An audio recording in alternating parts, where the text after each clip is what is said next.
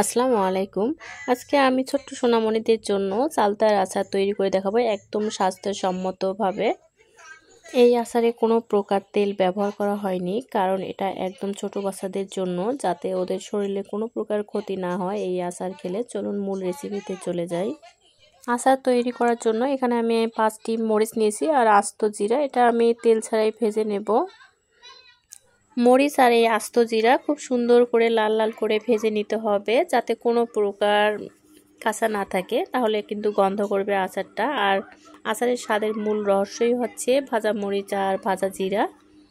আমার জিরাটা ভাজা হয়ে গেছে, তুলে নিয়েছি। এখন মরিচটাও আমার ভাজা শেষ। এখানে আমি দুটো চালতা কেটে নিয়েছি ছোট ছোট করে, আপনারা বড় করেও কেটে নিতে পারেন। এখন আমি এটা সিদ্ধ করে নেব। আর এখানে দিয়ে দিলাম 1 চামচ বেকিং সোডা।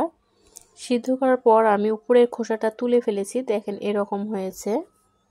আচারটি তৈরি করার জন্য এখন আমি ক্যারামেল তৈরি করে নেব। যেহেতু এটা ছোট বাচ্চাদের জন্য তৈরি করব, এজন্য অবশ্যই চিনিটা ক্যারামেল করে নিতে হবে। ক্যারামেল করে আচার তৈরি করলে আচারের স্বাদ দ্বিগুণ বেড়ে যায়। অন্যদিকে বাচ্চারও কোনো প্রকার ক্ষতি হবে না শরীরে। তবে সাবধানে ক্যারামেলটা তৈরি করতে হবে, যাতে একদম ডিপ হয়ে না যায়, মানে পোড়া পোড়া না হয়। একটু হালকা ব্রাউন কালার হলেই এখানে চালতাটা দিতে হবে। ও হ্যাঁ, একটা কথা বলতে আমি ভুলে গিয়েছি, এখানে অবশ্যই পানি একটু অ্যাড করতে হবে। আর পানি অ্যাড করার পর কিছুক্ষণ জাল দিতে হবে। এখানে পরিমাণ মতো পানি ব্যবহার করতে হবে। আপনারা যতটুকু আচার তৈরি করবেন সেই হিসাবেই কিন্তু পানিটা ব্যবহার করতে হবে। আর এখানে আমি সামান্য পরিমাণ হলুদ ব্যবহার করেছি, লবণ স্বাদ মতো। যেহেতু চিনিটা আমি ক্যারামেল করে নিয়েছি, তার এর একটা কালার আছে, আর ভাজা মরিচ এবং জিরারও একটা কালার আছে, এজন্য তেমন হলুদ এখানে ব্যবহার করিনি। শেষে আমি অ্যাড করে দিচ্ছি সেই ভাজা মরিচের গুঁড়ো আর হচ্ছে জিরা। আর ভাজা মরিচের গুঁড়োটা খুব ভালোভাবে করে নিয়ে হালকাভাবে করে নিয়েছি।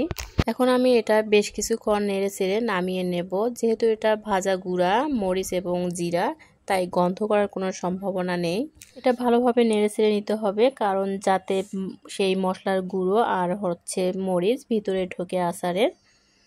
আচারটি দেখতে কিন্তু অনেক লোভনীয় হয়েছে। ক্যামেরায় তেমন ভালো বোঝানো যাচ্ছে না, আসলে ক্যামেরা একটু অন্যরকমই লাগে। এই আচারের স্বাদ অন্য আচারের চাইতে একটু ভিন্ন রকম হয়ে থাকে, কারণ এটা সব কিছু ভাজা এবং চিনিটা ক্যারামেল করা, এজন্য কিন্তু এই স্বাদ অন্য আচারের সঙ্গে একদমই মিলবে না। যে একবার এই আচারটি খাবে সে এই আচারের প্রেমে পড়ে যাবে, আর সে কখনোই তেল ব্যবহার করে আচার তৈরি করবে না। তবে এই আচারটি দীর্ঘদিন রেখে খাওয়া যাবে না, কারণ এখানে তেল ব্যবহার করা হয়নি। এজন্য সবাই ভালো থাকিয়েন, সুস্থ থাকিয়েন। আল্লাহ হাফেজ।